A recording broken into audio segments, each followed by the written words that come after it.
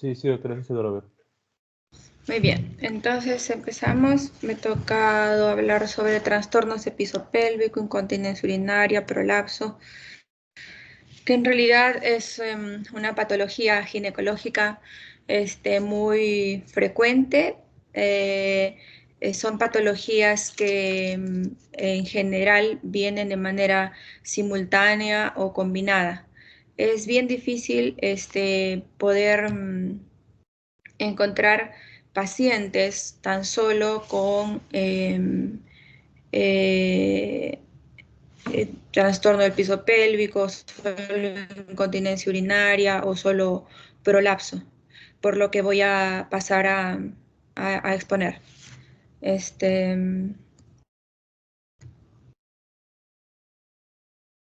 es por eso que mi primera diapositiva habla sobre algunos sinónimos: prolapso genital, distopia genital, que son alteraciones que se dan en este órgano genital femenino. Se trata de una situación anómala y desplazamiento de órganos pélvicos, ¿no? Dentro de los órganos pélvicos están los que están viendo en la imagen: uretra, vagina, útero, recto, incluso puede ser hasta intestino delgado. Esta imagen que ustedes ven es una imagen muy ilustrativa.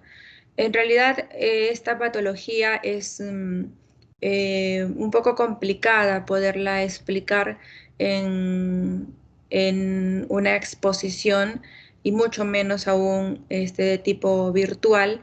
Entonces he tratado de conseguir una exposición lo más gráfica posible para que ustedes puedan entenderme, porque incluso viendo a la paciente es un poquito difícil. Sin embargo, vamos a hacer lo que nos corresponde, ¿no? Que es la parte teórica, pero también tratando de aprovechar algunos gráficos que les he traído para esta exposición.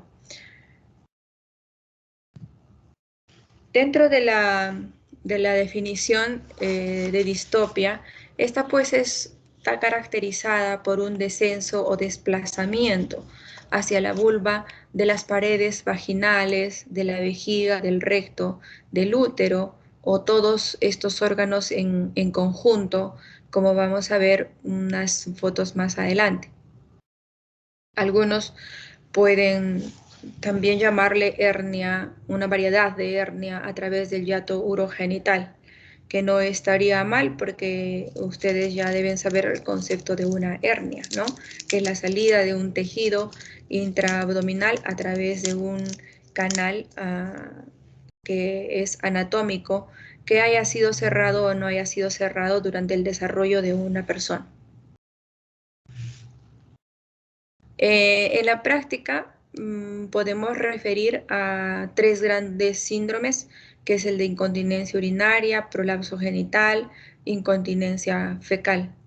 Como ven en este corte de tipo longitudinal, tenemos la anatomía pélvica claramente, y me gustaría que ustedes se graben esta imagen, porque es así como es que están los órganos pélvicos en la paciente mujer.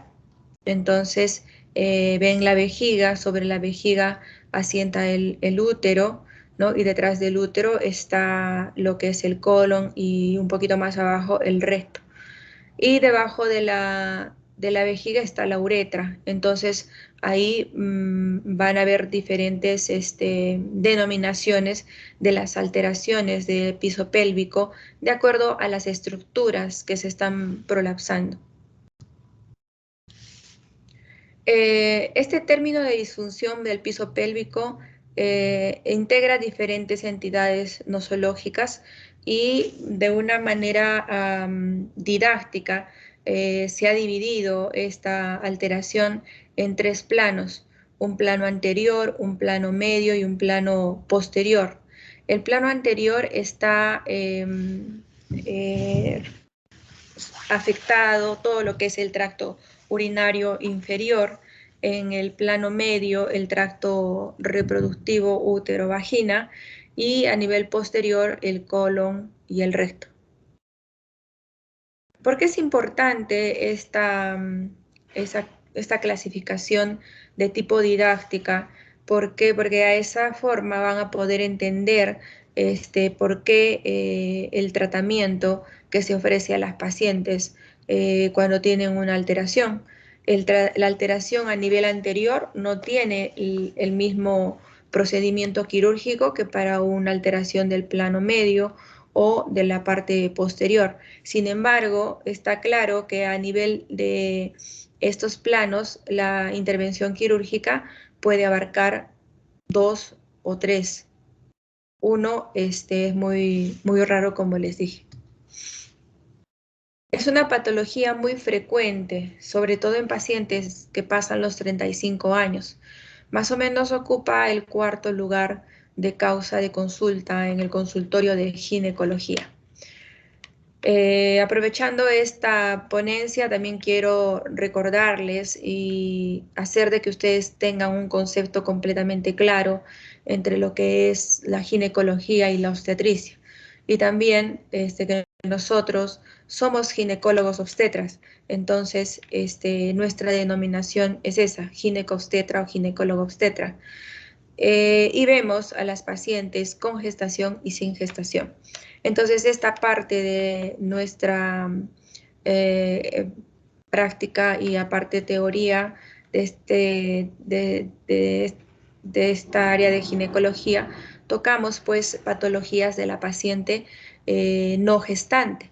Sin embargo, quiero resaltar por eso la aclaración que esta patología no es exclusiva de una paciente no gestante. Esta patología puede estar presente en una paciente que está gestando y muchas veces nos traen ciertos problemas, como más adelante les voy a mencionar. El 33% de las mujeres adultas van a sufrir una forma de disfunción del piso pélvico y un 30% de ellas van a requerir una intervención quirúrgica. Como ustedes ven, la diferencia es solo del 3% de pacientes que no requieren una intervención quirúrgica. En conclusión, el tratamiento de esta patología, si no se previene de una manera adecuada, la mayoría de pacientes que llegan a tener una patología que es de una intervención quirúrgica, cuando ya está más de segundo grado de alteración, pues la intervención es inevitable. Entonces, esta es la intención con la que nosotros manejamos la frecuencia de una patología para que sepan lo importante que es hacer una medicina preventiva. Y eso lo vamos a ver de acuerdo a los factores de riesgo que les voy a mencionar más adelante y que son los que van a predisponer a una alteración de este tipo de patología. Y la operación ciertamente es una intervención, ahora está muy avanzada, hay diferentes técnicas, sin embargo, hasta ahora no se ha logrado evitar las consecuencias de una intervención quirúrgica en una alteración de piso pélvico. La forma más frecuente que constituye es el prolapso genital de grado 2 y dentro de estos predomina el cisto uretrocele y el rectocele. Las formas importantes que se dan en las mujeres se dan en un 5 a 10%. Formas menores de alteraciones como un histerocele, por ejemplo, se da en el 90% de mujeres que han tenido un parto, entonces que han parido. En realidad ese es otro término sinónimo de parto. Incluso cabe resaltar que las pacientes que tienen una cesárea no significa que esta paciente no va a tener una alteración del piso pélvico. Antes se pensaba que una paciente cesareada se libraba de una alteración del piso pélvico por no haber tenido un parto vaginal, pero ahora con los nuevos estudios se ha llegado a la conclusión de que esto está completamente errado. ¿Por qué? Porque la alteración del piso pélvico no se da por un momento, digamos, algo traumático del parto vaginal, se da por una alteración que se ha venido dando durante todo el proceso de gestación, porque como ustedes saben, el útero y el bebé van aumentando de tamaño y adquiriendo peso. Y esta es una de las causas que ocasionan alteración del piso pélvico de nuestros músculos, que dentro de un momento vamos a revisar uno por uno, y pues hacen que estos pierdan su tono. Entonces, una paciente que está gestando y que no maneja un peso adecuado, que no maneja un peso de su feto de forma adecuada, como se está dando últimamente, porque la mayor causa de cesáreas es macrosomía fetal, entonces esta paciente es candidata a hacer una distopia genital a más de 35 años de su vida, y eso ni lo duden. Eso que a una paciente gestante se le tiene que manejar con un peso adecuado y también hacer un control de su nutrición y el crecimiento del bebé. Muy bien, constituyen más o menos alrededor del 30% del trabajo quirúrgico de un departamento de ginecología. Y también es una de las operaciones que se realizan, y que como se realizan a través del canal vaginal, es una operación que demanda bastante cuidado, y encima trabajar en un conducto algo estrecho, en realidad es un poco complicado. Como les decía, los factores predisponentes para esta alteración son una malnutrición de las pacientes. Eso va a hacer que los músculos pues estén hipotróficos, levantar pesos en mucha frecuencia e intensidad, sin una protección adecuada, sin una preparación adecuada, ¿no? Enfermedades pulmonares crónicas, obesidad, estreñimiento crónico. Una histerectomía también nos predispone a esto, porque en la histerectomía vamos a cortar ciertos ligamentos que nos ayudan a la suspensión del aparato genital. Estos ligamentos los vamos a mencionar también más adelante, una neuropatía pélvica. Dentro de los factores de riesgos, los hemos podido clasificar como factores de riesgo congénitos, traumáticos y hormonales. Los factores congénitos, estos factores de riesgo, pues son factores que difícilmente vamos a poder nosotros controlar. Sin embargo, a una paciente que está haciendo sus controles ginecológicos, siempre que ustedes tienen una paciente de este tipo, pues tienen que hacerle una atención ginecológica integral. ¿Y esto qué significa? Que van a preguntarle por qué viene, cuál es su fórmula obstétrica, fecha de última regla, régimen catamenial, etc. Y dentro de esa anamnesis en consulta van a preguntar ustedes sobre antecedentes, antecedentes personales, antecedentes familiares. Y dentro de ellos a qué dirigir a veces la pregunta, en caso de que ellos no se lo den, si tuvieron o no tuvieron familiares con esta alteración, o si tuvieron ellas alguna alteración propia, como dice acá, intrínsecas del colágeno, ¿no? Algún problema de la pelvis, ¿no? Espina bífida y que haya sido operada por este problema, etc. Entonces, nuestra anamnesis tiene que ser muy acuciosa para poder manejar algunos factores de riesgo, y entonces prevenir con más, ¿qué les digo?, con más interés, quizás con más ahínco, a estas pacientes que tienen un factor predisponente congénito. Dentro de los factores predisponentes traumáticos tenemos el embarazo y el parto vaginal, como les he mencionado anteriormente. El embarazo y el parto vaginal. No solo es el parto vaginal, ¿no? El parto vaginal es un momento del embarazo, pero no es el todo. Entonces, eso también tiene mucho que ver. El coito, ¿no? Caídas, fracturas, traumatismos pélvicos, laceraciones, por ejemplo, de la vagina, ¿no? Hay pacientes que tienen desgarros vaginales en una relación sexual, sea primera o sea sin número, una relación sexual sin algún tipo de frecuencia, digamos, y que ha sido un accidente por algún tipo de posición en especial. Entonces eso también se les tiene que recomendar a las pacientes que acuden por una consulta, a ginecología y pues háblame, puedan tener una prevención de esta alteración cuando ustedes buscan este tipo de antecedente. Un aumento crónico de la presión intraabdominal. Dime. Entonces, ok.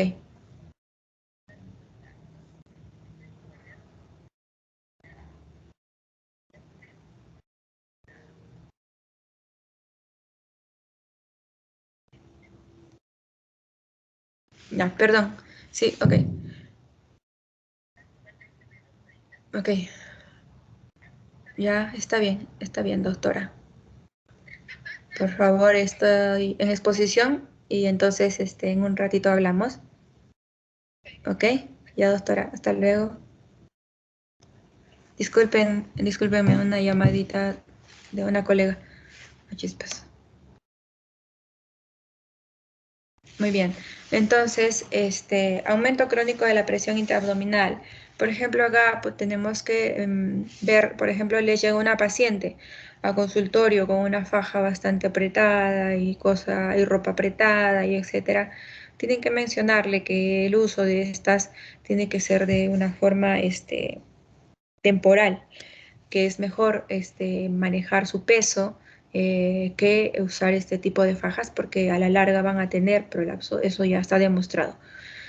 Hormonalmente, pacientes que llegan al climaterio, ¿por qué? Porque las hormonas, los estrógenos principalmente, van a dar fortaleza y van a dar tono y van a dar trofismo a los músculos del piso pélvico. Y luego viene la menopausia, que si una paciente no ha manejado su peso, no ha manejado su reemplazo o terapia de reemplazo hormonal, no ha manejado estrógenos por vía vaginal, por lo menos tópica, no ha realizado ejercicios de prevención, etcétera, es candidata para tener un prolapso. El hipoestrogenismo, ¿no? Que puede ser también no solo por climaterio y menopausia. El hipoestrogenismo también puede ser por un problema a nivel del eje hipotálamo hipoficiario o de pronto una paciente que ha tenido que ser ofosalpingectomizada por alguna alteración en ovarios, qué sé yo, cáncer, por ejemplo, quistes bilaterales y han tenido que sacar los ovarios, ¿no? Y han tenido que sufrir un hipoestrogenismo precoz, una menopausia precoz quirúrgica. La vejez y el sobrepeso. De todos estos factores predisponentes, ahora el que más problema nos da es el sobrepeso. ¿Por qué? Por el tipo de dieta que estamos manejando, por el tipo de alimentación que tenemos en estos tiempos, ¿no? Debido al cambio e intercambio cultural también y la falta de ejercicios. Y en esta época de la pandemia, pues ha habido un excesivo incremento de patologías que el sobrepeso predispone. Pero yo les pregunto, ¿hay alguna patología que se libre de que el sobrepeso ocasione o contribuya a que esta patología se puede dar? Creo que no. Entonces el sobrepeso es uno de los factores de riesgo que ha sido difícil de manejar en estos tiempos y que es algo en que tenemos que incidir en cada consulta. Como les decía a los alumnos de mi grupo de práctica, independientemente de la alteración que tengan, la atención tiene que ser integral en la paciente. Y bueno, nomás saca un gráfico para que se acuerden que el embarazo predispone a estas alteraciones y ahí tiene la flecha de cómo es la flecha roja, de cómo es que esta alteración se da a consecuencia de un embarazo, ¿no? Cuando la paciente camina, cuando la paciente se sienta, cuando la paciente trabaja todo el día parada porque está embarazada, pero su trabajo es así, miren la presión que ejerce sobre la zona pélvica. Y en el momento de que está dándose el mecanismo de trabajo de parto, pues también ahí están sufriendo los músculos y todos los tejidos y ligamentos de esta zona. Ahora, para que se comprenda un poco mejor esta patología, tenemos la anatomía del piso pélvico de una manera práctica clínica. El piso pélvico está formado por músculos, por fascias, ¿no? Y se denominan el diafragma urogenital y el diafragma pélvico. La estática de los órganos pélvicos se va a establecer, es decir, estática lo mismo que mantenerlos en su lugar, gracias a un sistema de suspensión y de soporte, ¿no? El sistema de suspensión está dado por la fascia endopélvica y los ligamentos. Tenemos el ligamento ancho, el ligamento redondo, los pubovesicovaginales, los cardinales y los úteros sacros. Y el sistema de soporte está dado por la capa muscular, el diafragma pélvico y el diafragma urogenital. Si yo los dejo acá con esta imagen y con esta diapositiva, definitivamente no me van a entender absolutamente nada de lo que estoy hablando. ¿Por qué? Porque son nombres y muchos nombres y más nombres y pues definitivamente no lo van a entender, como también me pasó a mí. Entonces, por eso que escogí este tipo de exposición mucho más didáctica, y acá les muestro una imagen donde voy a mencionarles algunos puntos importantes relacionados a nuestro tema de exposición del día de hoy, y después ustedes pues van a revisar al detalle cada una de las flechitas que están acá. Vamos a resaltar la fascia interior del diafragma urogenital, que la ven acá. Tenemos el cuerpo perineal, que también juega un papel importante. Aquí está el ano, esta es la vagina, es mejor dicho la vulva, la vagina en estricto, ¿no? La fósea isquiorrectal, la punta del coxis.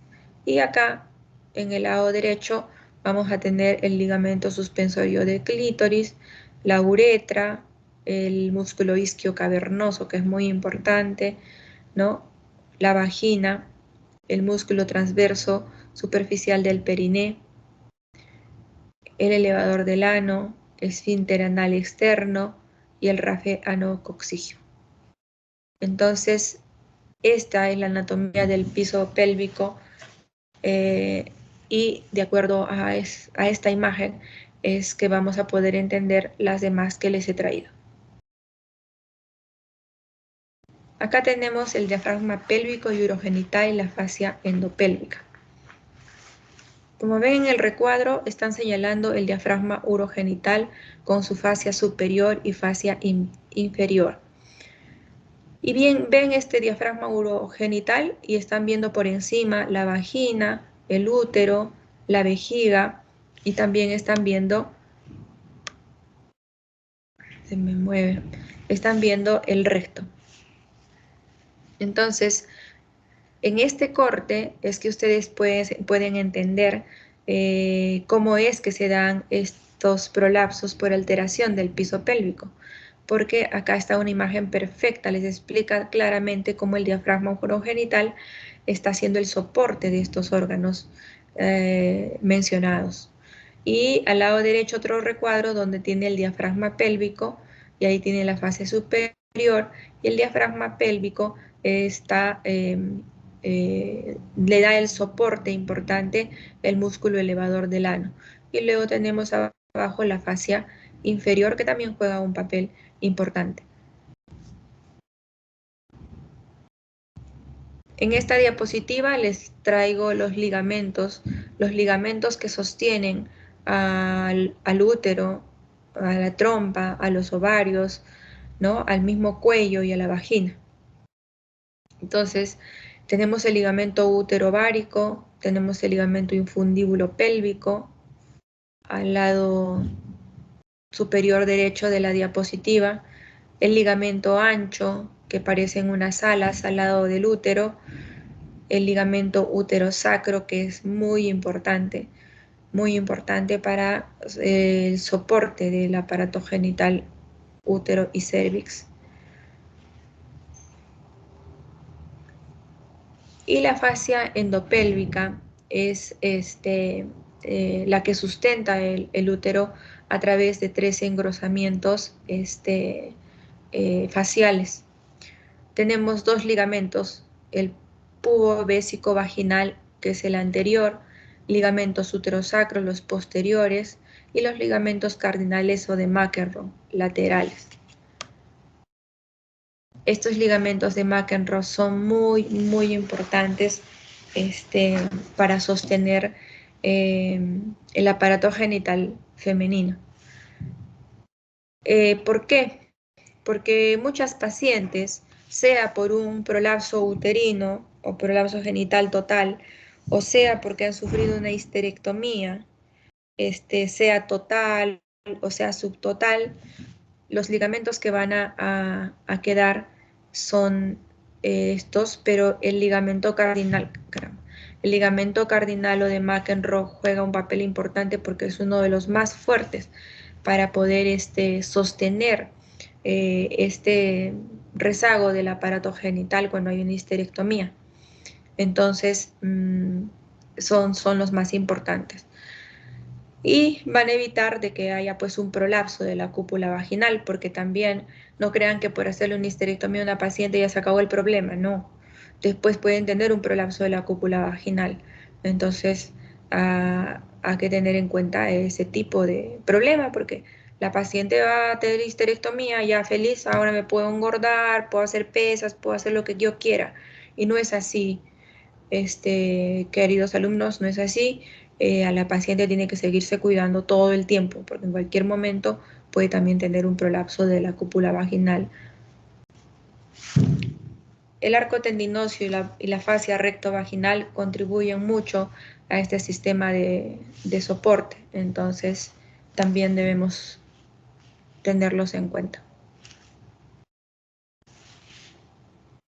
Acá otra imagen donde van a ver de perfil en un corte longitudinal el ligamento uterosacro.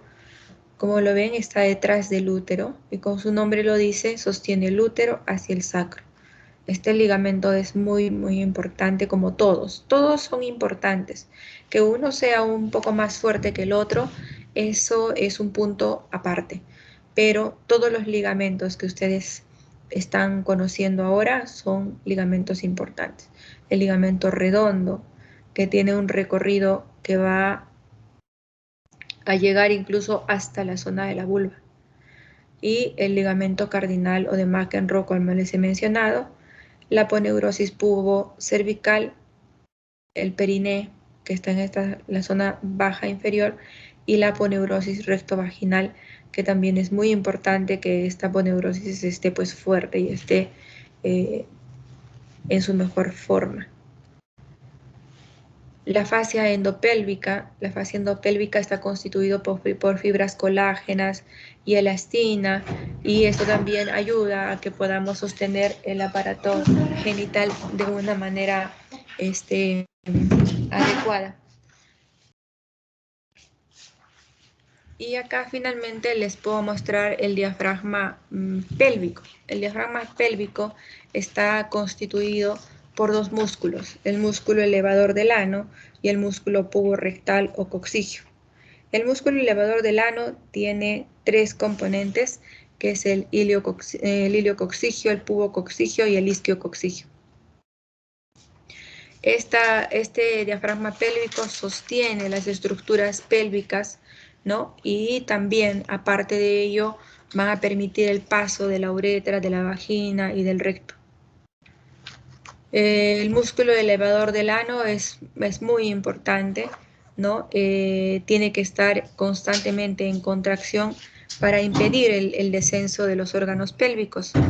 Y esta aclaración de que este músculo elevador del ano esté en constante contracción nos da el respaldo para poder luego a la paciente darle la indicación de hacer los ejercicios de Kegel, por ejemplo, como les voy a explicar más adelante, ¿no? Y también para poder constreñir los orificios que se sitúan en la vejiga, los orificios que dejan pasar a la vejiga, la uretra, útero y recto.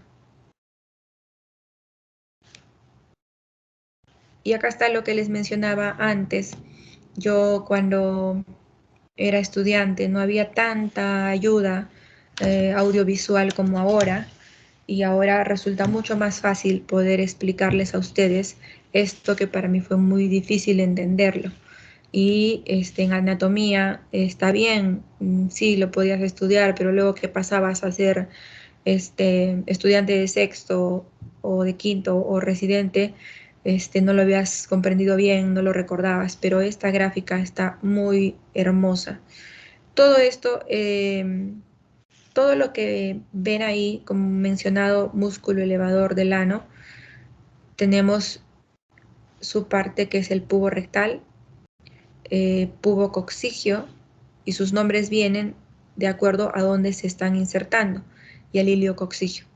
Y luego tenemos en letras azules el músculo glúteo mayor, el ligamento ano-coccigio y la cuña perineal que les había mencionado. Entonces, con esta diapositiva yo creo que ya bien difícil que se olviden de los componentes del músculo elevador del ano.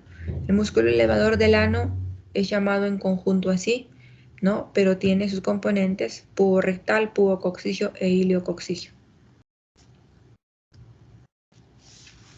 Acá otra diapositiva donde se lo señalan de mejor forma, ¿no? Y el músculo coccigio en la parte de atrás también está muy bien señalado con las llavecitas. Y en el centro pues están viendo la uretra, la vagina, el recto y la zona del periné. Ahora el diafragma pélvico, veámoslo por una vista superior. Ahí está el pubis, el ligamento inguinal, la uretra, la vagina, el recto, el sacro, el músculo isquiococcigio del elevador del ano, pubococcigio, iliococcigio.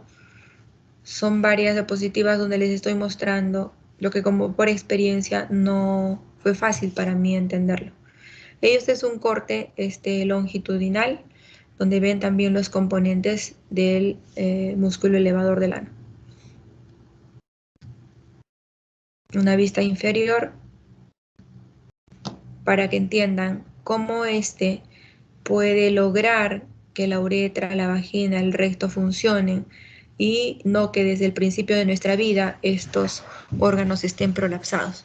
Entonces, ¿qué quiere decir? Que si esto se puede lograr cuando nacemos y crecemos, y luego de que tenemos un cambio de vida o factores predisponentes mencionados, puede cambiar, pero ¿qué quiere decir cuando algo puede cambiar después de haber tenido una estática adecuada? Quiere decir que algo estamos haciendo mal. Entonces tenemos que manejar las cosas de manera preventiva. El diafragma urogenital está formado por el músculo bulbocavernoso, por el músculo isquiocavernoso, el músculo transverso del periné, el superficial y el profundo por el esfínter externo del ano. Esta diapositiva no se ve muy clara, pero en casa ustedes la pueden revisar un poco mejor para que puedan ubicarse bien, pero tenemos acá los componentes del diafragma urogenital. La inervación está dada por el nervio pudendo principalmente y por algunas fibras de la inervación del elevador del ano y del coccigio. Pero el nervio pudendo es el nervio más importante en la inervación de estos músculos. Y la parte neurológica también es importante porque ya algunos sabrán que hay alteración del piso pélvico también de causa neurológica. En la fisiopatología no he querido complicarlos mucho.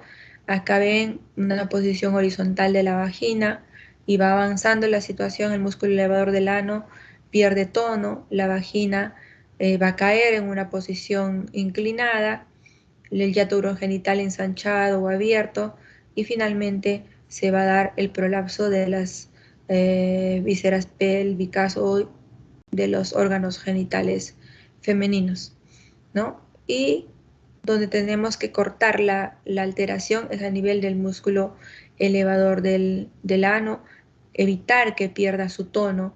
¿Y cómo se evita que pierda su tono? Teniendo una paciente con un peso adecuado, tratando de contrarrestar los factores genéticos y los factores de riesgos mencionados, pero dentro de los más frecuentes es el embarazo, que tenga un embarazo con un bebé que tenga un ponderado fetal entre 2.500 y 2.800, 2.900, y eso se puede lograr con una dieta adecuada, ¿no?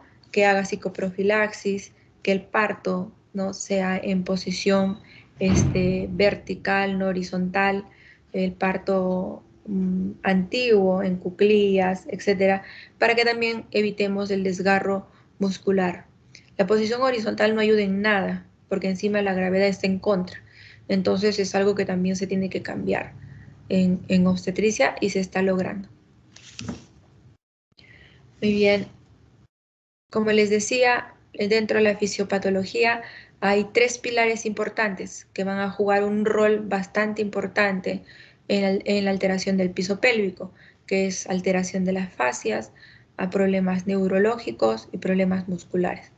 Dentro de los problemas neurológicos, alteración, ¿no?, de la transmisión nerviosa o alteración que va a ocasionar alteración del tono, flacidez, un estiramiento muscular. A nivel muscular, ruptura de las fibras musculares, por lo que les mencioné, partos traumáticos, bebés muy grandes, 5 kilos, 4 kilos, que han nacido fetos con este peso, sí, porque hay pelvis excelentes y a veces los ponderados no son los reales porque es ayuda diagnóstica y finalmente tienen este problema. Y pérdida del soporte muscular por pérdida del tono o por otras alteraciones. Y en la fascia, estiramientos o desgarros de la fascia endopélvica, ¿no? Inervaciones y aponeurosis sometidas a demasiada tensión, también por el peso o por el EPOC, ¿no? Etcétera. Hay que recordar que el mecanismo como se produce el prolapso se debe básicamente a fuerzas que actúan sobre el piso pélvico, que ya les he explicado la anatomía, creo que no les va a quedar ninguna duda, y cuando la presión intraabdominal está más de 100 a 200 milímetros de mercurio, ¿no? No es por el peso de los órganos pélvicos que se ocasiona es la alteración del piso pélvico, es por la presión, el aumento de la presión intraabdominal. Entonces, por ejemplo, tumores abdominales también pueden causar presión intraabdominal. Justo hoy día, por ejemplo, tuvimos una operación de una paciente con un útero por mioma, así que pesaba 2,5 kilos. Entonces, a ver, quédense ustedes con una mancuerna de 2,5 kilos, con la mano estirada, sosteniéndola por 20 minutos, van a sentir el agotamiento muscular que produce. Este agotamiento muscular con intermitencias puede lograr que haya una hipertrofia muscular, pero lamentablemente en el piso pélvico no se da esto, porque el piso pélvico, como han visto anteriormente, tiene que estar en una constante contracción. Y si le aumentas contracción, contracción, contracción y no hay relajación, porque anatómicamente el piso pélvico no se puede relajar, sino puede haber un relajamiento leve y luego contracción y relajamiento y contracción, pero una relajación mínima, pues al final se cansa y se suelta. Y eso es lo que pasa para que hayan los prolapsos, que vamos a ver en foto y que van a quedarse impresionados. Entonces, vamos a pasar ahora a la nomenclatura y a los términos médicos que ustedes deben usar cuando tienen una alteración y un prolapso de uno de los órganos intrapélvicos. Pues ya de hoy en adelante no van a decir prolapso de vagina, prolapso de uretra, prolapso de vejiga, sino van a hablar sobre colpocele de la vagina, la uretra, uretrocele, de la vejiga, cistocele, del recto, rectocele, y el recto aclara ahí que no se prolapsa por la zona anal, sino se prolapsa hacia la vagina. De intestino, a través del fondo de saco de Douglas, un enterocele, y del útero, histerocele, o prolapso uterino. En ese sí se acepta ese término, pero histerocele es un término más médico y encima las pacientes que están siendo presentadas, por ejemplo, por un interno, un residente, Si hablamos con términos médicos, la paciente no va a estar estresada porque escuchó prolapso. Ah, ¿qué es prolapso? ¿Qué tengo? No, no, dice histerocele, ya no sabe de qué estás hablando y sigue feliz. Después de un tiempo le explicas cuando esté mucho más estable, por ejemplo, pacientes gestantes que tienen el estado del ánimo bastante lábil, ¿no? Ahí ven otra vez otra foto de cómo les están los órganos genitales internos. El compartimiento anterior que les había conversado, ahí ven el descenso de la vejiga, el descenso de la uretra. El compartimento medio, el útero, miren, está abajo, prácticamente el cuello ya se ve a través del introito vaginal y hay grados de histerocele, entonces vamos a ver eso más adelante, pero miren cómo llega el útero a caer tanto. Y el problema de esto es que no solamente es que se prolapse el útero ya, es el problema de las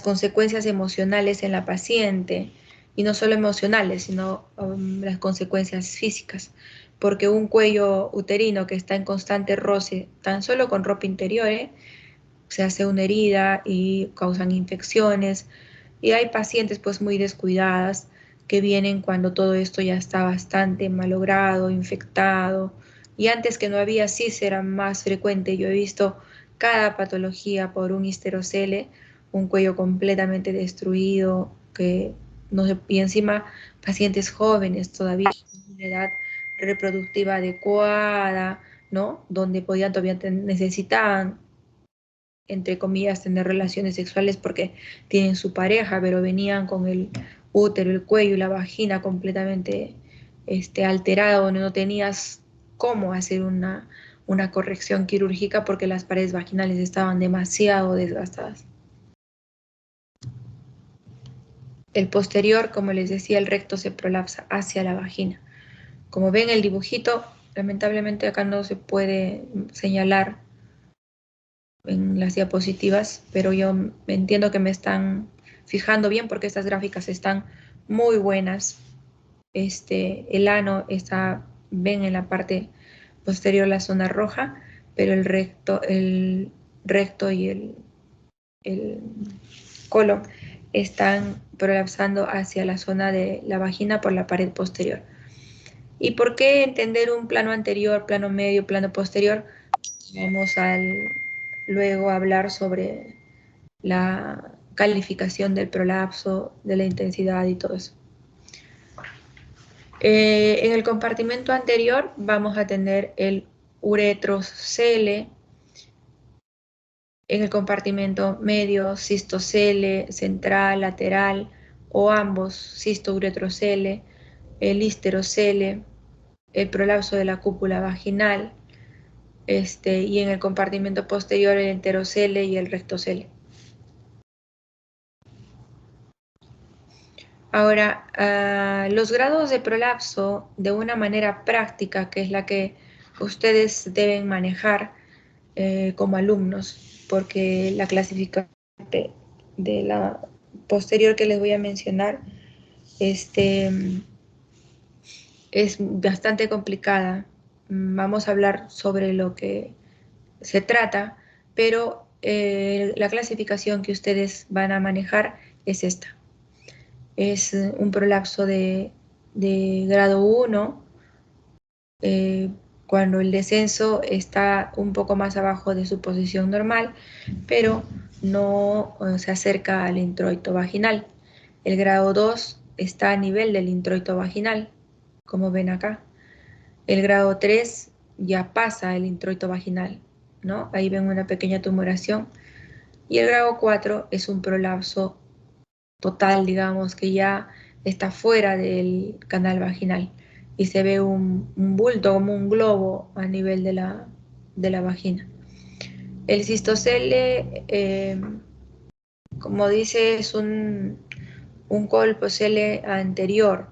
¿Y qué parte se altera más? ¿La parte anterior o la parte inferior? La parte superior, la parte superior es la que más problemas nos trae por el peso de la vejiga. Y obviamente si la vejiga está pesando, pues se asocia a un descenso de la vejiga a nivel de la vagina, pared anterior, por alteración de los ligamentos pubovesico-uterinos. Y esto, pues, también puede estar predispuesto por ejemplo, un periodo expulsivo prolongado, pacientes que aguantan mucho tiempo el poder miccionar. En cuanto al cuadro clínico, la paciente va a tener incontinencia urinaria, puede tener retención urinaria cuando el prolapso genital, por ejemplo, es total, micción incompleta, va a miccionar y luego va a querer otra vez tenesmo vesical o poliaquiuria. Va a tener cistitis a repetición porque la vejiga está tan descolgada que cuando micciona se queda siempre un residuo de orina y este es como un caldo de cultivo para la infección. Y ahí tienen una foto de una paciente que tiene un prolapso genital de 4º grado. Acá otra con cistocele y la otra paciente del costado igualmente, pero la primera está más impactante, ¿no?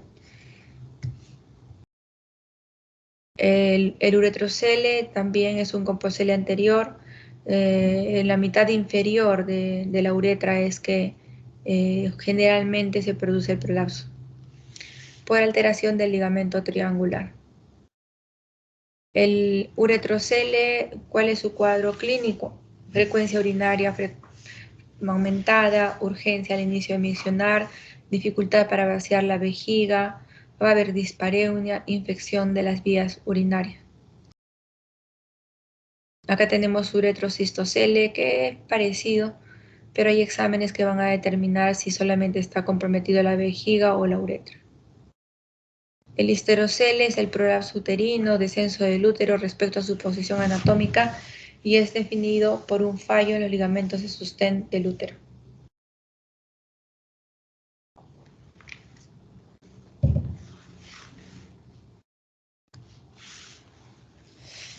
El cuadro clínico es sensación de peso en el hipogastrio, pueden haber lumbalgias, porque como han visto, el útero está sostenido por los ligamentos uterosacros, y si el útero está prolapsado totalmente, pues el útero va a estar jalando este ligamento y va a producir dolor lumbar. Va a haber incontinencia urinaria de esfuerzo, urgencia al miccionar, poliaquiuria, infecciones recurrentes, dispareunia, pérdida de la libido, dificultad a la micción, y cuando se ha lesionado ya parte del cuello va a haber sangrado escaso por el roce de la mucosa. Acá el prolapso del útero, como ven, de forma progresiva hasta llegar al prolapso total. Histerocele igual. Ahí están viendo el cuello uterino, por ejemplo, el cuello uterino con su orificio cervical externo puntiforme. El prolapso total ya no lo ven tan bonito con el cuello ahí, sino ya se sale toda una masa. Y lo que deben recordar es que el prolapso del útero no es en realidad una enfermedad del útero, es una alteración de sus elementos de suspensión, ¿no? No es que el útero está mal, sino que sus elementos de suspensión y contención se han alterado, ¿no? Debido al embarazo, al parto, a enfermedades crónicas, como ya les he mencionado anteriormente. Y es comparable a cuando ustedes van a inflar un guante y lo van a invertir, igual. Es tal cual es como se produce el prolapso del útero. Cuando el útero está prolapsado totalmente, hay una operación que se llama histerectomía vaginal, que es bastante sencilla, es bastante bonita porque ya como todo está afuera, trabajamos afuera, ya no en el canal vaginal cuando hay un prolapso de menor grado.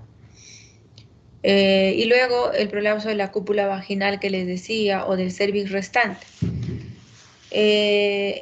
El prolapso de la cúpula vaginal se da cuando la paciente tiene antecedentes de una histerectomía vaginal, perdón, una histerectomía total, Quiere decir que se sacó el cuerpo y el cuello del útero. Y cervix restante, también se puede prolapsar el cervix, porque en muchas pacientes se hace histerectomía subtotal. La histerectomía subtotal es extirpar el cuerpo del útero, más no el cuello. ¿En qué pacientes se da con frecuencia? En pacientes que prefieren conservar su cuello cuando éste está sano, o en pacientes que se les ha hecho una histerectomía subtotal de emergencia cuando ha habido una hemorragia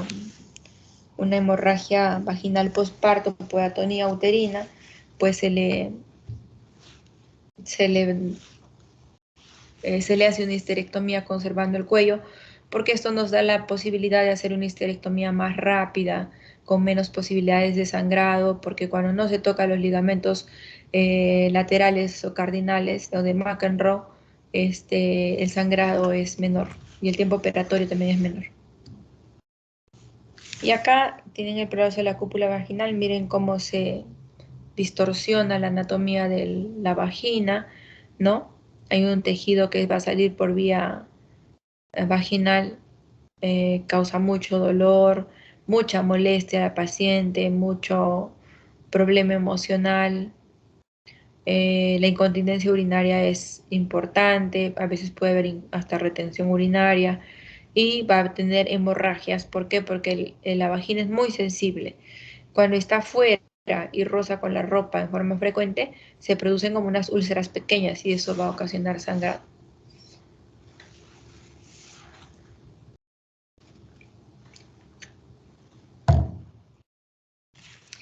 Muy bien. El enterocele, douglasele o litrocele es el prolapso de la parte superior de la pared vaginal también, con hernia del fondo de saco de Douglas, que suele contener muchas veces intestino delgado, epiplom. ¿Y por qué se produce este enterocele? Por una lesión en los ligamentos uterosacros. ¿Cuál es el cuadro clínico? Va a ser sensación de pesadez en hipogastrio y también dolor lumbar. El rectocele es una hernia del recto a través de la pared vaginal posterior, colpocele posterior, por alteración del tabique rectovaginal. Los tabiques rectovaginales, vesicovaginales, son tabiques importantes, pero también son muy frágiles, muy sensibles. Y el cuadro clínico del problema de recto es molestias al defecar, tenesmo rectal, incontinencia de gases, de heces, puede estar asociado a desgarros perineales. Ustedes recordarán que antes se hacía mucho la episiotomía en el parto vaginal. Los últimos estudios han revelado que la episiotomía no ayuda a la paciente, al contrario, causa más predisposición a alteración del piso pélvico y es por eso que ahora no se hace de rutina solo en algunas pacientes y se prefiere que haya un desgarro vaginal porque se ha visto con los estudios que un desgarro vaginal suturado causa menos alteraciones de distopia genital que una episiotomía. La bolsa de Buche, que se llama cuando hay el prolapso tipo rectocele. Acá tienen otra imagen de rectocele.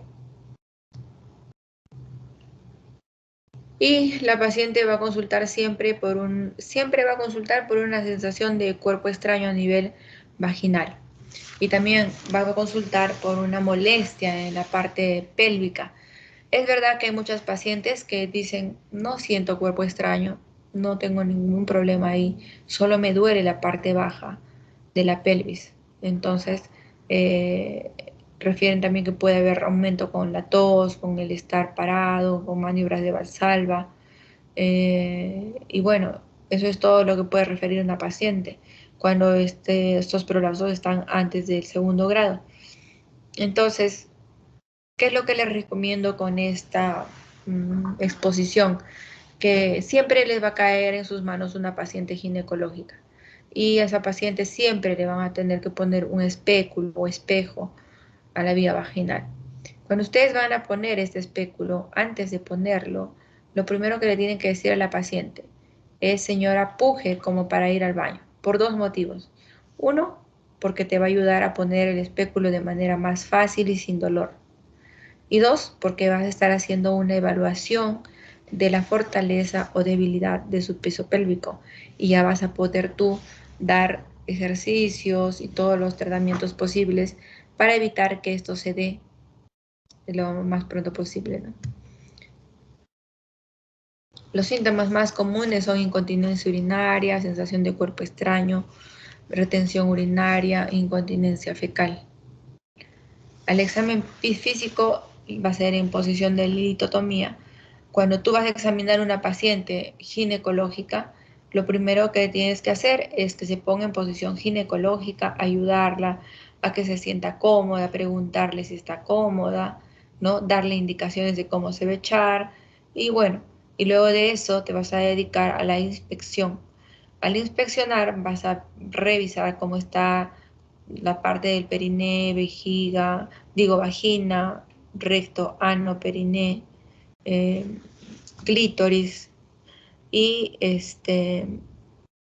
después de eso vas a pedir tú que puje para ponerle el espéculo y en ese momento que puje recién puede salir algunas alteraciones que pueda tener la paciente como un histerocele de segundo grado, digamos, o menos, y vas a poder dar un tratamiento preventivo.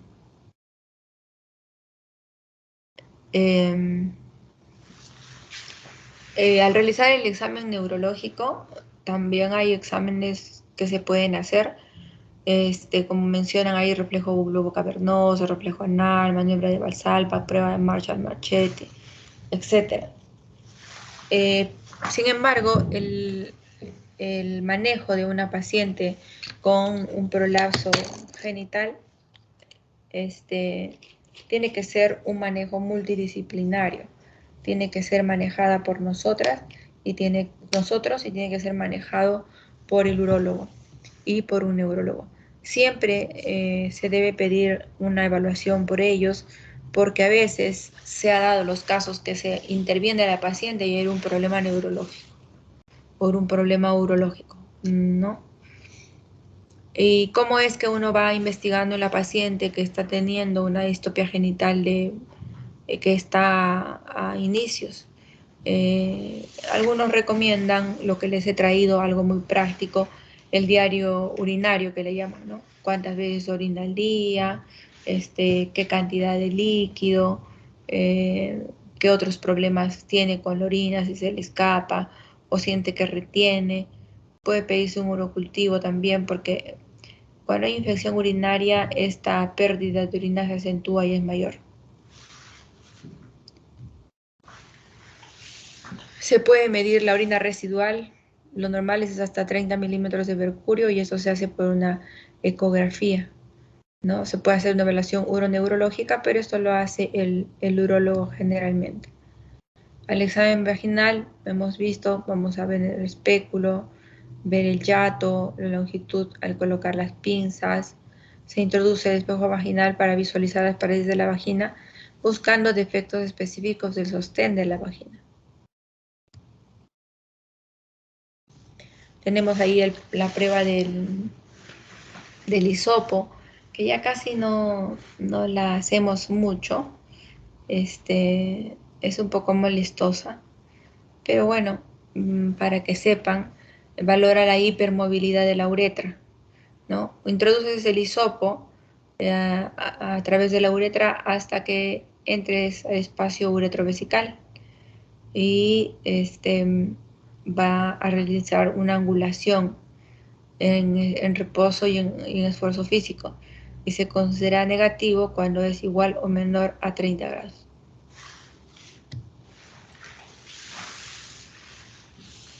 También puede haber esta pruebita de la toalla para ver cuánto moja la paciente, podemos pesarla. Hay diferentes métodos de tipo clínico que se podría utilizar para hacer el diagnóstico de cuánta de intensidad tiene este problema y cuánto de problema le da a la paciente, ¿no? Porque hay algunas pacientes que son muy exageradas y en realidad no necesitan una cirugía, sino más bien un tratamiento médico y que muy bien podrían responder, ¿no? La cistometría simple va a servir para ver el compartimento vejical. Se realiza con diferentes ondas, pero eso también lo hace el urólogo. La uretrocistoscopía igualmente la mandamos a la paciente para que le haga la uretrocistoscopía. Ustedes están viendo imágenes de la uretrocistoscopía. El ultrasonido, sí, eso nosotros no lo reservamos para nosotros. Puede ser transuretral, translabial, transperineal, abdominal, vaginal, y las observaciones anatómicas y dinámicas del aparato genital. Para estudiar el flujo y la presión de la orina, nos sirve para valorar la presión de la micción y para observar qué presión tiene la vejiga, la uretra y la parte abdominal. Bien. Denme un segundito, por favor.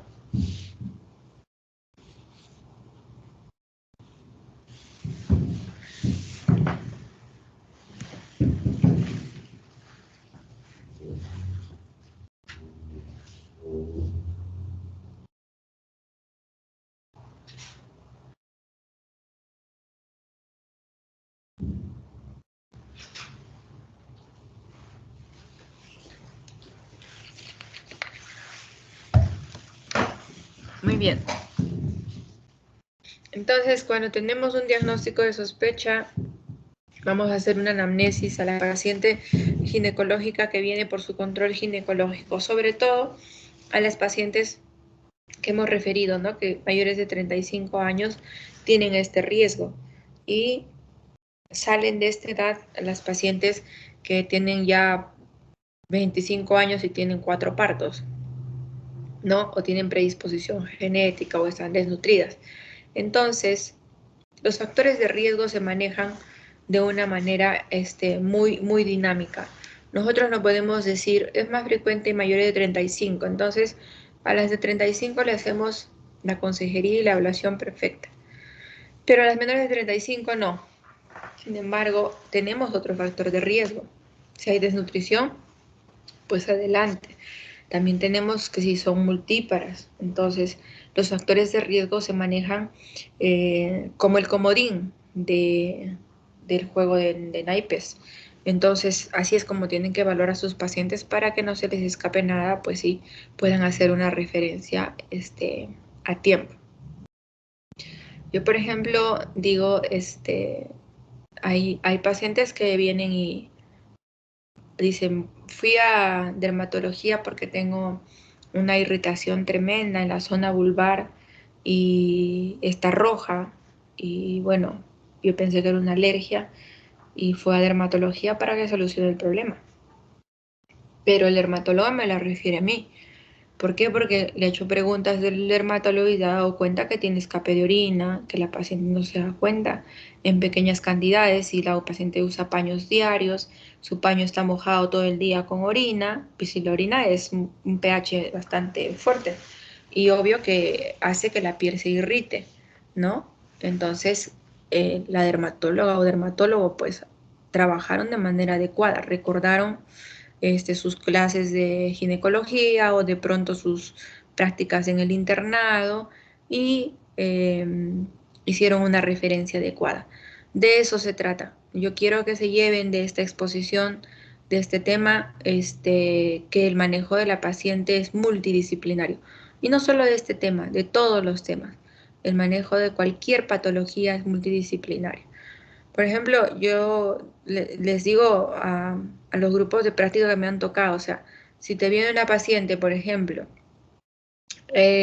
por sangrado o qué sé yo, por una infección urinaria y eres médico internista, agarras, infección urinaria, haces tu cultivo y ya, toma estas medicinas y con eso te vas a curar la infección urinaria. Ya, le dio su tratamiento. La paciente vuelve al mes, otra vez por infección urinaria. Y lo mismo, ¿no? Porque a veces entramos en la rutina, entramos en el manejo mecanizado de las pacientes como robots, ¿no? O sea, tienes molestias por urinaria, ok, ya. Antibióticos, antibióticos, antibióticos. pasado el tiempo la paciente se cansa o lo que más pasa es que le viene una infección vaginal, una vaginitis, una vaginosis, y viene por ese motivo, ¿no? Y me cuenta, he venido porque tengo molestias vaginales y eso y aquello, bueno. Y los antecedentes que le voy preguntando, me cuenta que justo ha ido por medicina interna y le han dado tratamientos durante un año, 10 tratamientos para infección urinaria. ¿Y qué es lo que tiene la paciente? Lo único que tiene de fondo es un uretrocistocele o un cistocele de segundo grado que está ocasionando retención urinaria y en consecuencia esa retención urinaria está ocasionando una infección urinaria que ha durado un año y que luego del año pronto la paciente es posible de que llegue hasta nefrología o hasta urología. ¿Por qué? Porque van a estar dañados los riñones y todo eso. Entonces no es tan simple, ¿no? Una infección urinaria, ya saben, o sea, si tienen ustedes una infección urinaria, pues investiguen más. Se le escapa la orina, señora, cuando tose, ¿no? ¿Cuántos hijos ha tenido? Verla nomás a la paciente, si está gordita, ya no, esta paciente debe tener un prolapso. Y si tienen dudas, si no la quieren examinar, porque la paciente mujer es bastante especial. Si va al médico internista, dice, también por ese lado es un problema. Dice, solo quiero que me revise por lo que he venido. O sea, mi examen de orina y mi tratamiento, punto. Si el doctor le dice, te voy a revisar, uy, no, ella dice, no, ya, un escándalo, ¿no? Entonces, ¿para qué nos hacemos problemas si tenemos los especialistas ahora a la mano? Te viene una paciente ya segunda infección urinaria, no, ya esta paciente tiene otra cosa, la mandas a ginecología o la mandas a urología, nefrología, finalmente va a terminar en ginecología, o al revés, ¿no? A ginecología y ginecología va a mandar a nefro o a uro. Entonces, toda paciente que se pueda manejar con la mayor cantidad de especialistas es lo mejor que se puede hacer. Vamos a hablar sobre algunas premisas importantes. Dice, no todas las pacientes con diferentes grados de distopia se quejan de molestias. Eso lo estamos volviendo a repetir en relación a lo que les he conversado anteriormente. Muchas pacientes sin evidencia de distopia refieren síntomas. También es verdad. Por ejemplo, hay pacientes que vienen y solamente se quejan de incontinencia urinaria. Y pasa que alguien de la especialidad joven, digamos, la revisa y pero no tiene ni prolapso, ni anterior ni posterior, el útero está perfecto y todo lo demás, ¿no? Pero sí tiene una alteración que no se ve. Entonces, esta paciente no será candidata para hacer una corrección del cistocele o del rectocele, pero sí va a ser una paciente para hacer una corrección del ángulo uretrovesical con la colocación de mallas, que ahora el procedimiento se llama TOT. Entonces, porque el TOT es la colocación de una malla por la vía transobturatriz, del agujero transobturatriz, ¿no? Malla transobturatriz. Entonces, ese es el tratamiento que actualmente se le da a la paciente. Entonces, se le hace su TOT y quedó perfecta, no tiene más nada, ¿no? Entonces, como decimos acá abajo, no todo prolapso genital se acompaña de incontinencia urinaria y no toda incontinencia urinaria se acompaña de prolapso. Esa es una regla que ustedes deben tener eh, en relación a las pacientes por lo que la historia que les he contado antes. Si no ha sido bien planificada la cirugía, no se corrigen las molestias o aparecen recidivas. Perdón. Aparecen las recidivas, así es, ¿no? Antes que no teníamos tantos eh, mecanismos de ayuda diagnóstica, nosotros planificábamos la cirugía, pero había muchas cosas que faltaban evaluar. Por ejemplo, la urodinamia. La urodinamia nosotros no la hacemos. Es un procedimiento que se le debe hacer a una paciente, sobre todo a pacientitas que ya son un poco mayorcitas porque pueden tener algún problema funcional de vejiga. Y antes de hacerle una corrección del prolapso, hay que mandarlas a que le hagan una urodinamia el urólogo, porque ¿qué es lo que pasa? Nosotros la vemos a la paciente, todo chévere, la operamos porque queremos operarla nosotros, si es que es en un hospital o es una clínica, no lo sé, la operamos a la paciente muy bien. Y después de operada, los problemas siguen. La sometiste a la paciente de 60 años a una corrección de un prolapso y el problema sigue. ¿Por qué? Porque ya no es un problema anatómico, ya no es un problema estructural, es un problema funcional. Eso también es es otra parte resaltada que quiero que lleven de esta exposición. Entonces, la cirugía de una paciente tiene que ser bien planificada y debe ser una paciente bien evaluada. Ahora que estamos en estos tiempos en ginecología ya no es como antes que el ginecólogo maneja todo, ¿no? Ahora ya estamos en especialidades. Especialista en piso pélvico, ¿no? Especialista en reproducción humana, ¿no? Especialista en todo lo que es operaciones de útero, tumores, etcétera, ¿no? Entonces, eso es lo que hay que manejar. Entonces, por ejemplo, nosotros entramos a operar con un especialista en piso pélvico y un ginecólogo general, digámoslo así, que lo entiendan, y de esa manera se maneja mucho mejor a las pacientes. Vamos a hablar sobre la descripción y clasificación de la disfunción del piso pélvico. Ahora, espero que no se estén durmiendo. Si quieren tomarse un poco de agua o algo así, les voy a dar unos segunditos, unos 5 segundos para que puedan pararse y sentarse de la silla, porque yo también ya me cansé. Este es un tema bastante largo. Denme 5 segundos a mí también.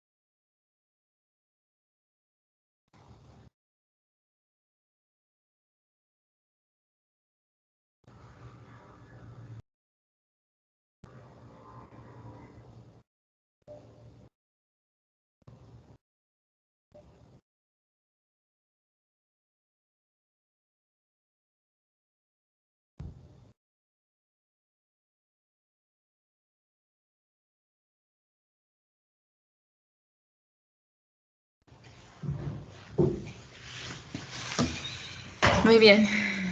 Ah, no, todavía falta un ratito, por favor.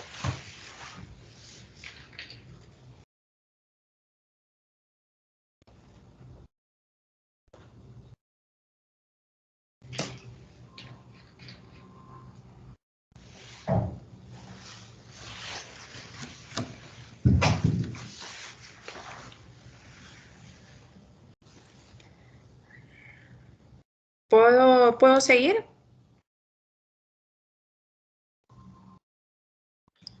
Sí, doctora. Ok. Ay, no, me pasé. Muy bien. El sistema de cuantificación del prolapso de órgano pélvico, POPQ, es un sistema de clasificación ya de especialidad. Entonces, lo vamos a revisar para que lo conozcan y vamos a revisar la parte de por qué se ha hecho este sistema de cuantificación y qué es lo que se evalúa con este sistema de cuantificación. Y en realidad ha sido la intención de estandarizar la terminología de los prolapsos de los órganos pélvicos. Es una descripción mucho más precisa, ¿no?, del soporte pélvico y permite al clínico pues reportar los datos de la exploración física. ¿Qué quiere decir esto? Que viene un médico y ve la evaluación y entiende perfectamente de lo que se trata. Y esto ha servido muchísimo para que nosotros no tengamos que revisar a la paciente una y otra vez como antes pasaba. Porque ustedes saben que nuestro sistema de trabajo es que trabajas un día en la mañana, otro día diurna y otro día noche y otro día otra mañana, digamos, puede ser. Y no siempre te va a tocar sala de operaciones, ¿no? Se rota la sala de operaciones, sea con áreas ya de especialidades o sea con, con un departamento o servicio de ginecología general. Entonces, pasaba que cuando iba a operar el médico, el que le programó le hizo la evaluación y ponía los diagnósticos sencillos, simples, venía el otro y decía, no sé, voy a ver, ¿qué voy a hacer? La volví a sacar a la paciente y la volví a revisar, ¿no? Y esto. Y nuestro hospital es un hospital docente, entonces había un poquito de desconfort de las pacientes y con esta clasificación ya se ha logrado evitar este número de revisiones. Aparte, que también predispone a infección, porque es revisar a la paciente una y otra vez y va a ser operada en un día o dos o el mismo día de la operación la estaban evaluando, entonces se ha reducido también el índice de infecciones de la cúpula vaginal. Y esta forma estandarizada, pues fácil de reproducir. Consiste en una serie de medidas de sitios específicos del soporte pélvico. ¿Cuál es el punto fijo de referencia de esta clasificación? Es el IME. Cuando la medición es proximal, se usan números negativos. Cuando es distal, números positivos. Puntos definidos 2, en el compartimento anterior y el compartimento posterior. De eso también les he traído una imagen para que puedan comprenderme. Mientras tanto, vayan reteniendo estos términos. Y 2 puntos en el compartimento medio, CD, y 2 en el compartimento posterior, AP y BP. Hay otros 3 parámetros en el examen cuantitativo del POP, que son el hiato genital, el cuerpo perineal y la longitud vaginal total. Como ven, todos los puntos anatómicos que hemos revisado anteriormente son evaluados con esta clasificación, ¿no?, del prolapso de órganos pélvicos. Entonces, nos ayuda muchísimo para que podamos clasificar adecuadamente a la paciente, y como dijimos antes, que una cirugía bien planificada es un éxito, por tanto, con esta evaluación pues va a ser un éxito. Y antes de seguir, ¿qué es lo que pasa cuando vamos a entrar a sala de operaciones en una paciente con una distopia genital? Lo que pasa es que la paciente va a estar con anestesia. Generalmente la anestesia es raquídea, pero con algo de relajación. Y algunas pacientes que son con factores de riesgo, que son las mayorcitas, cardiovasculares, etcétera, que necesitan una anestesia general, va a tener una buena relajación a nivel de los músculos y que la vagina sea un poquito más amplio. Ahí en sala de operaciones ya tú no vas a ver mucho o nada de lo que has visto en la evaluación, salvo sea una paciente con un prolapso total. Ya pues eso vas a verlo con anestesia, con o sin relajación, con anestesia raquídea local, mejor dicho, o general, se lo vas a ver. Pero si es una paciente con una distopia genital y con un prolapso de segundo a tercer grado y todo esto, ya no lo vas a ver, porque todos los tejidos todos los órganos pélvicos e intraabdominales van a estar recogidos, ¿no? La pared vaginal va a estar todo casi perfecto, ¿no? Entonces, por eso es importante esta clasificación. Y aquí tenemos la clasificación, y en este dibujito tienen la pared anterior. A te dice anterior, y la zona baja o alta se habla del útero, D del fondo de saco de Douglas, y P de la parte posterior, y en mayúsculas están señalando el trayecto, como les digo, el segmento de la vagina que sea la parte media inferior o media anterior. Y acá viene la clasificación y cómo es que se califica. -3, -3, -8, 2, 3, 10, -3, -3, -10. Bueno, es una calificación. Esta parte inferior, la parte inferior que está con la letra P, está calificando la parte de la pared vaginal posterior en relación al himen, todo es en relación al himen. Como les dije acá adelante, el punto fijo de referencia donde se van a hacer las medidas va a ser el himen. Cuando tienes un número, vamos a repetirlo otra vez, tienes números negativos es que está más proximal en relación al eje longitudinal de la persona, de la paciente. Luego dice, los números positivos son cuando es a una evaluación de la parte distal. Y hay los compartimentos que están definidos como anterior y AA y posterior BA, y dos compartimentos medios. Acá está el útero y el Douglas. ¿Sí? Y dos compartimentos posteriores que están acá. P, P. ¿Ok? Muy bien. Y luego de eso también nos hablan del hiato genital. Y está GH. Nos hablan de la longitud vaginal total. Ahí está TBL, longitud vaginal total.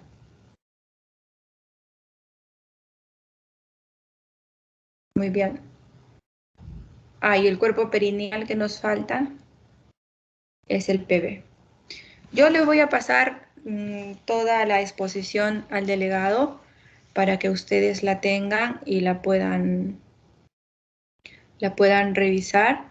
Cabe resaltar que esta exposición no es estrictamente de mi elaboración personal, porque, como les explicaba, al tratar de hacer las diapositivas y poder prepararles el tema, era algo que yo sabía que no me iban a entender y quería ver la forma de llegar a ustedes de la mejor manera y que me vayan a entender, y estoy segura que lo estoy haciendo, y estoy segura que cuando ustedes vuelvan a revisar las diapositivas van a tener bien clara la clasificación, van a tener bien clara la patología, van a tener también bien claro qué tipo de músculos son los que se comprometen, van a quedar las ideas y el concepto bien claro de este tema.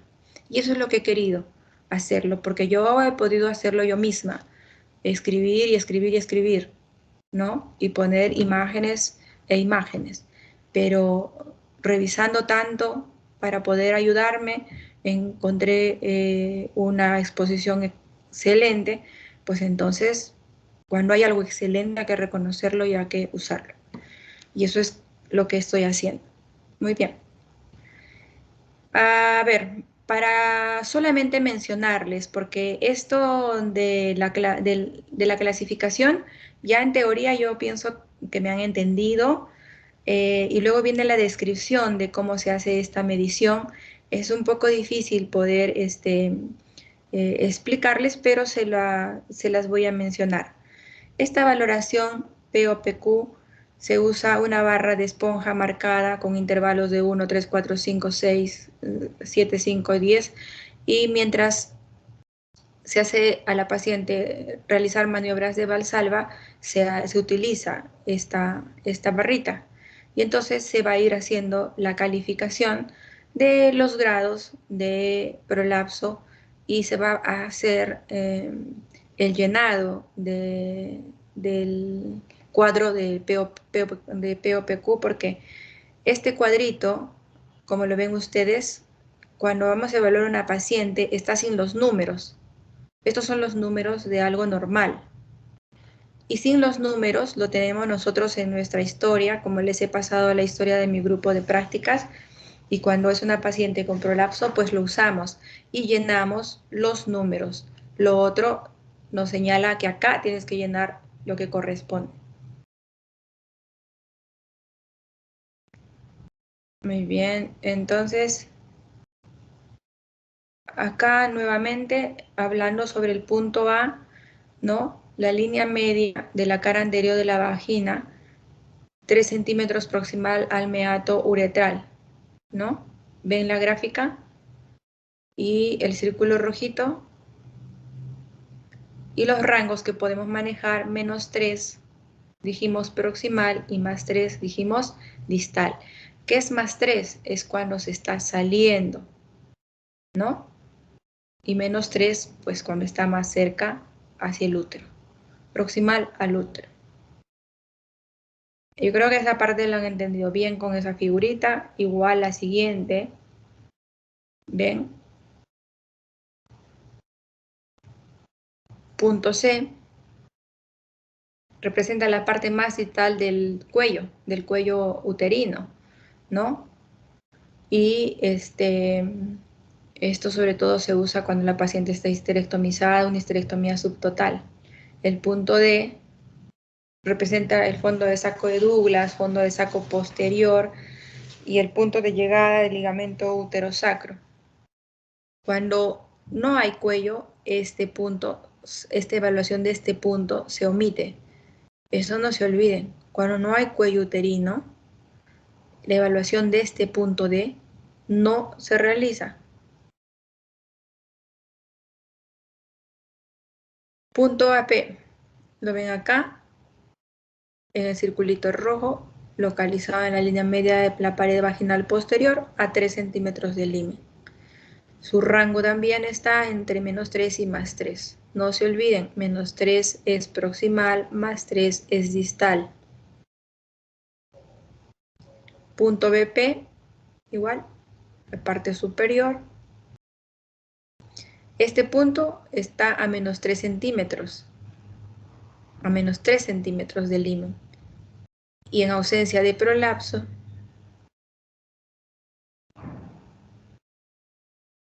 entonces, este recuadro, diapositiva 86, vamos a regresar a este recuadro. Lo que les decía, el punto BP está en -3, ¿no es cierto? O sea, está normal. Esta diapositiva es una calificación y cuantificación de un aparato genital femenino y de todos los órganos normal. Y entonces, por eso que acá les resalta cuando el BA es a -3, es ausencia de prolapso. Me quedé en el 86. Cuando el punto BP, P de posterior y B de medio, trecho medio superior de la vagina, está normal.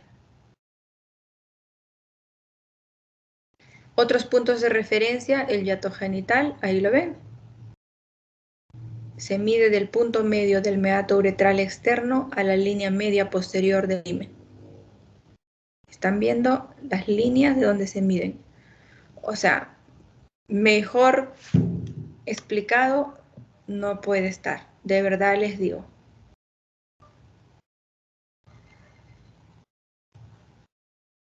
El cuerpo perineal también, están viendo, se mide desde la margen posterior del hiato genital al punto medio de la apertura anal. El gráfico lo dice todo y la descripción está perfecta.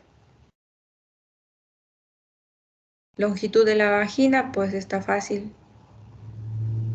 Del punto D o C hasta la parte inferior. Muy bien, entonces acá tenemos los grados de prolapso.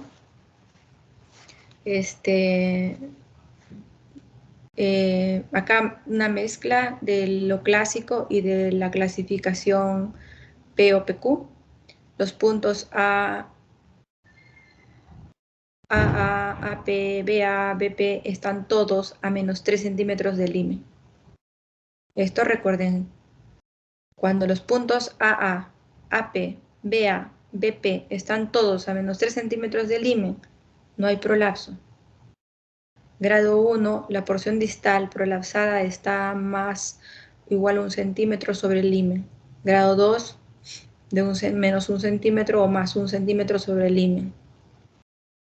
Grado 3, entre más 1 centímetro y no más allá del largo total de la vagina, menos 2 centímetros. Y grado 4, cuando ya todo está completamente fuera. Y acá unos ejemplos de clasificaciones de defectos del soporte anterior, posterior, brazo vaginal completo. Acá igualmente son ejemplos que los pueden revisar, que en la práctica en algún momento va a poder ser posible poder hacerlo con ustedes, pues. Un estadio 2A,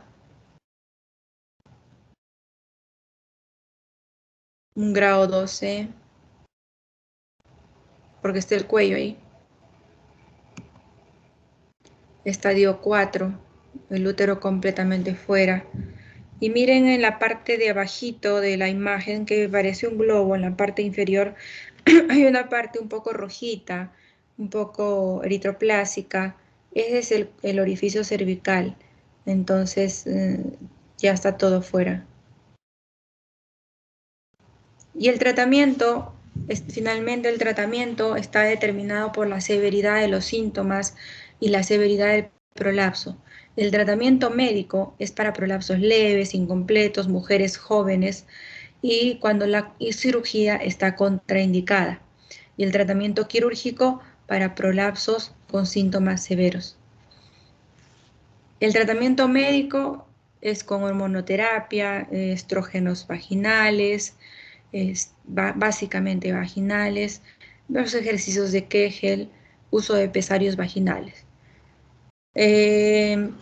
Últimamente los pesarios vaginales ya no se usan mucho, pero sí siempre hay alguna paciente, 1 en 1000, que necesita este pesario vaginal porque es imposible vivir con una vagina afuera, con todo afuera.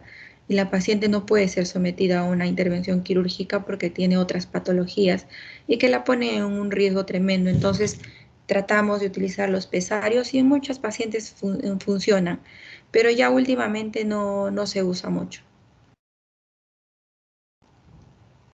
La hormonoterapia, como les decía, y en relación a esto también es un tratamiento que no debe ser tratamiento del prolapso, debe ser una indicación preventiva de prolapso, porque el estrógeno local vaginal se va a absorber y al absorberse va a llegar también a la musculatura del piso pélvico y va a ayudar a que estos músculos estén más tonificados.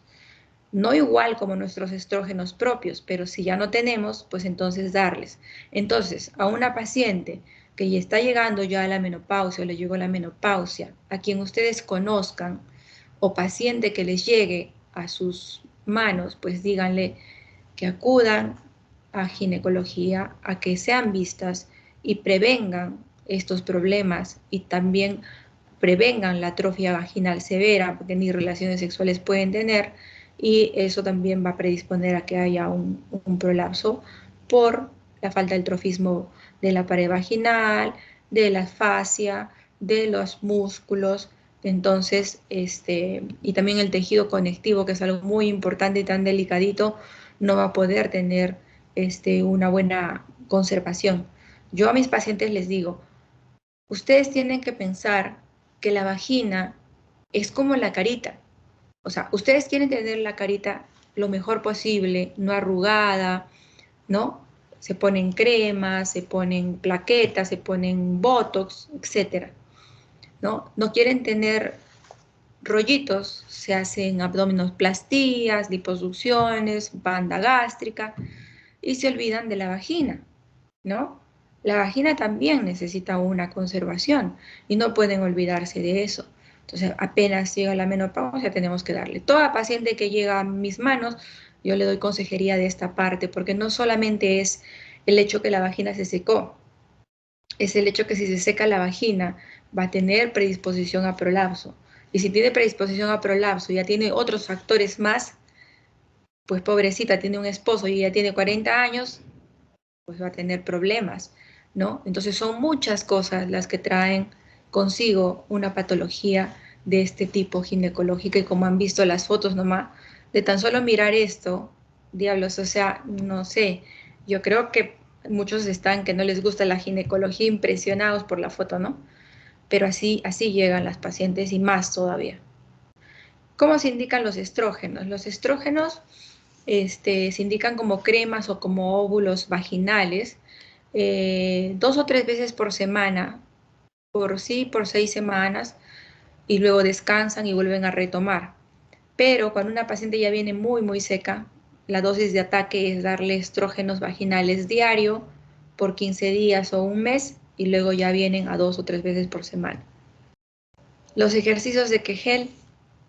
Indicaciones: mujeres con incontinencia urinaria de esfuerzo, personas que sufren de incontinencia fecal, para fortalecer el piso pélvico, 8 a 12 contracciones de 10 segundos, seguido de periodos de relajación al menos 3 o 4 veces por semana por 15 a 20 semanas.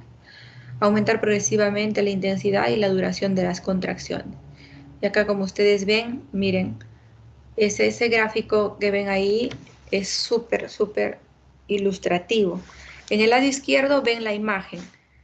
Miren esos músculos que controlan la vejiga tan débiles. Y miren al lado derecho de la imagen los músculos después de los ejercicios de Kegel que están controlando la zona de vejiga y uretra. Entonces, este gráfico, yo creo que parece gracioso. Cuando yo lo vi, me hizo reír un poco porque es literal parecido a cuando nosotros nos descuidamos de nuestro cuerpo y estamos con los músculos flácidos y chorreados o chorreadas y flacos o flacas, ¿no? Y después cuando vamos al gimnasio, wow, ¿no? Que ver una chica súper tonificada y un chico súper robusto, qué hermoso que se ve, ¿no? Qué hermoso que se ve. Y esto es una representación de eso. Miren los músculos del piso pélvico recontra fortalecidos. Y así, ¿quién va a tener incontinencia urinaria?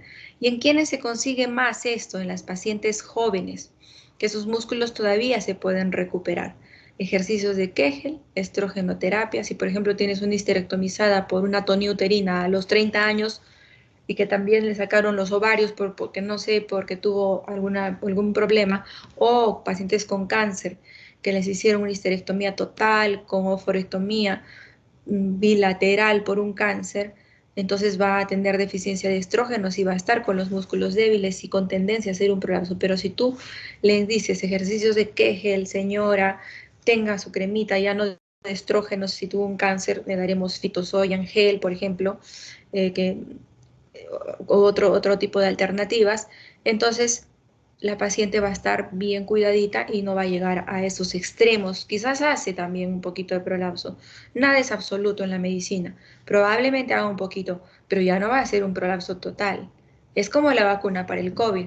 O sea, que la vacuna para el COVID dice, la vacuna para el COVID no sirve. No, un momentito, la vacuna para el COVID sí sirve.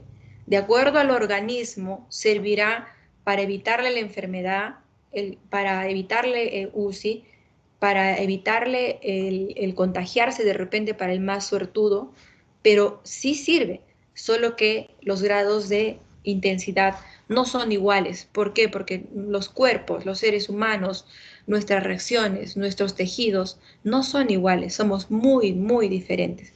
Entonces, por eso nada que está demostrado que sirve, podemos decir, nada, no le va a servir. No, jamás despreciemos el adelanto de la tecnología y todo lo que está basado y sustentado por estudios científicos. Ya no se me duerman, por favor, porque ya voy a terminar. Ya voy a terminar, me faltan solamente 10 diapositivas. Y estos son los pesarios que les mostraba. Unos dos son de soporte, otros son de llenado. Hay diferentes pesarios. La verdad que yo solamente he visto uno, ese que parece un globo. No he visto otro en mi vida de especialista. Tengo 16 años de ginecobstetra y no los he visto. En relación a los ejercicios de Kegel, ¿qué le tienen que decir a la paciente? Esto sí, por favor, esto sí, no, todo se lo tienen que aprender y recordar, pero dentro de todo, algo que lo tienen que recordar sin leer, que con solo se encuentren una paciente, que les pregunten, oye, se me está escapando la orina, entonces le van a decir, primero te vas a cerciorar de que la vejiga esté vacía. Y luego te vas a sentar o te vas a acostar y vas a dedicarte a apretar los músculos de la pelvis. Entonces te va a decir, ¿qué significa eso? O sea, ¿cómo lo hago? Entonces tú le vas a decir, vas a echarte o sentarte y vas a hacer como que tu vejiga estuviera llena y apretas los músculos para llegar al baño o buscar un baño y que no se salga la orina. Entonces, ese mismo ejercicio tiene que ser la paciente. Así le tienen que explicar. Contraes abajo, como cuando quieres que no se escape la orina, igual. Apretas, cuentas 5 segundos, relajas. Igual, y así unas 20, 30 repeticiones y pueden ser por 3 series al día, mañana, tarde, noche. Y siempre tiene que haber un periodo de relajación, como les decía, y como les repito, los músculos del piso pélvico no se relajan del todo, siempre están en tensión. Por eso es que también son los que más se relajan durante los años que pasan. Y se repiten 10 veces, 3 veces al día, mañana, tarde y noche, como ya les dije. Acá está la figurita, cómo es que se ponen los pesarios. Ahora se está usando mucho las copas vaginales para controlar la menstruación y que no tengan que usar toallas vaginales, ¿no? Las chicas. Entonces, es igual. Ponerse una copa vaginal es tan similar como ponerse un pesario. Ahí lo están viendo en la imagen. El tratamiento quirúrgico, en él se tiene que considerar la edad, la sintomatología, el tipo de prolapso, la paridad, la vida sexual e incontinencia urinaria. La paridad es algo muy importante que se debe considerar. Imagínense una paciente, como ahora somos las mujeres del millennium, somos las mujeres, bueno, no me incluyo yo ya porque soy más antigua, ustedes, las alumnas, futuras doctoras, son de la era joven, y pues su paridad definitivamente van a ser primigestas cuando tengan de repente 32 años, 35 años, qué sé yo, y por ahí a los 37 años, después de un parto de un bebé de 4 kilos, qué sé yo, no sé, me imagino, les doy un ejemplo, resulta que hace un prolapso. Entonces, y fue un parto vaginal. Imagínense hacerle una corrección de su prolapso y que después va a tener un parto vaginal. No es cierto. Entonces a esta paciente hay que estudiarla bien. Ahora, si es un prolapso que no lo puede corregir a pesar del tratamiento médico, ejercicios de Kegel y todo lo demás, pues ni modo, a la paciente hay que hacerle su corrección, su colporrafia anterior, posterior y todo esto, y decirle pues que no va a poder tener parto vaginal, porque la vagina se va a romper, porque los tejidos se fibrosan, es uno de los mecanismos de resultados exitosos de una cirugía. ¿Cuál es el objetivo de la cirugía? No solamente el objetivo de la cirugía es la anatomía, restaurar la anatomía vaginal y preservarla, ¿no? Eso es lo que no debemos pensar.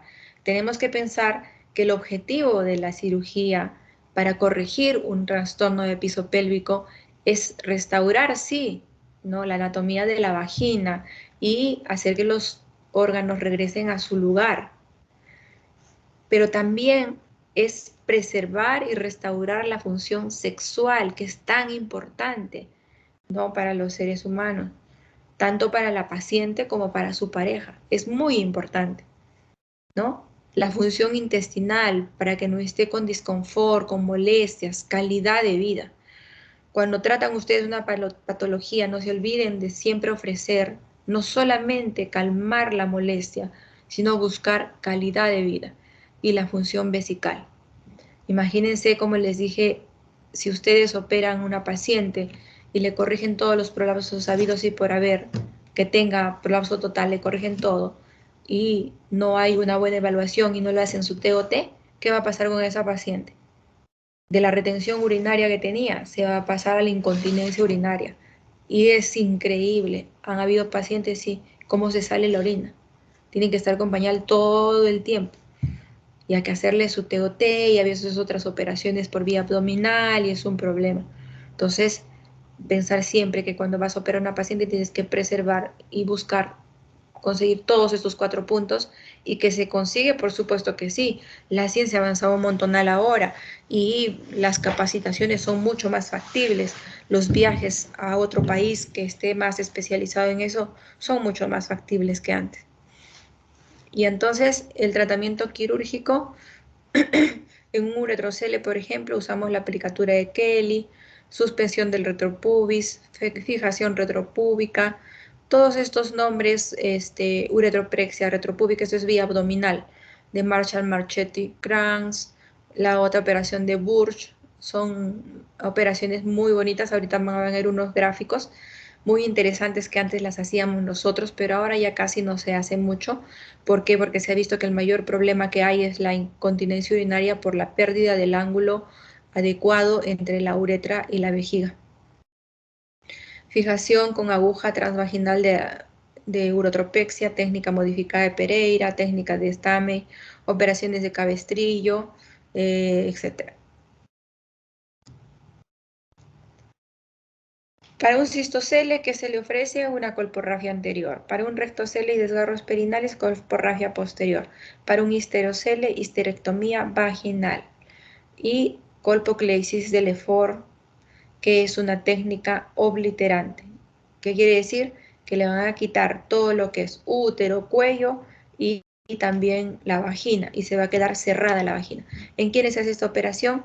En las pacientitas sin pareja y que ya pasan los 65 años. Para el enterocele hay una técnica de reparación por vía vaginal, también por vía abdominal, de Moschowitz, versión de la cúpula vaginal, se hace por vía vaginal también, suspensión a los ligamentos sacrociático menor, por vía abdominal, colpocepsia abdominosacra. Ahora esta parte de acá se hace por vía laparoscópica.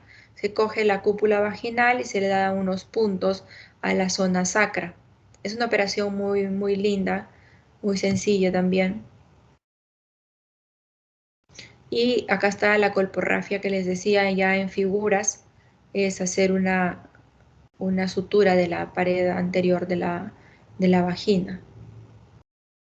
La colposuspensión de Burch, ¿no? Se coloca unos puntos a nivel parauretral en la pared vaginal y se suspende hacia el ligamento de Cooper. Ahí están en la diapositiva en ambos lados de la imagen, al lado izquierdo está el ligamento de Cooper y ahí se le da unos puntitos, ¿no? Parauretrales y realmente sí suspende la uretra. Yo tuve la oportunidad de hacer esta operación aún, justo cuando ya estaba en desuso casi, y es una operación excelente, ¿no? Ustedes ven cómo la uretra sube con esta operación y a la izquierda es la paciente con la patología y a la derecha ya es con la paciente operada. Miren qué diferencia se ve, ¿no? La vagina más en su lugar, la uretra también. La operación de Marshall-Marchetti-Kranz es colocar puntos parauretrales, pero ya no al ligamento de Cooper, sino a la sínfisis del pubis. Miren que se las estoy dibujando. Entonces en el examen, por favor, no se van a equivocar, ¿eh? Están dibujaditos, miren. Y súper claro. La uretroplasia de Kelly. Estos son unos puntos parauretrales que se colocan en la mucosa vaginal. Cuando tú haces la colporrafia, acá regreso a esta página, antes de hacer esta sutura, se colocan unos puntitos a la fascia que está por encima de la uretra, en 8, unos 2 o 3 puntitos que hacen que la uretra se corrija y recién se cierra la pared vaginal anterior. Como les dije, la colpoclesis de Lefort se refiere a la extirpación total de la vejiga. Se saca todo lo que ya les mencioné y acá tienen una... No, ¿dónde está la foto? Uy, se me perdió la foto. Pero bueno, es cerrar completamente la vagina y se ve como cuando mostramos la foto con el globo, ya no hay globo.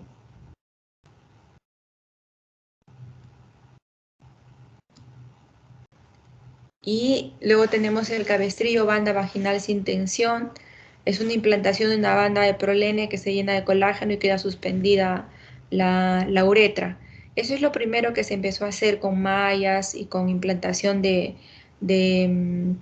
como les digo, de tejidos, depósito de cuerpo extraño, para que por fibrosis se logre suspender los tejidos y ya no usar las operaciones de Marshall o de Bush, que eran abdominales, era un corte abdominal y eso ocasionaba pues una recuperación lenta de la paciente.